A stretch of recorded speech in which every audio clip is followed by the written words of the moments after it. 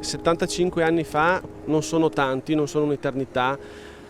vivono ancora nel ricordo di moltissime persone del paese e oggi qualcuna era presente. Io ho il ricordo di mio nonno che mi raccontava appunto quando da bambino si ricordava perfettamente quei tragici momenti, perché dalla cima di San Gallo, con moltissimi altri ragazzi dai 10 ai 16 anni, guardava il paese bruciare. Il suo ricordo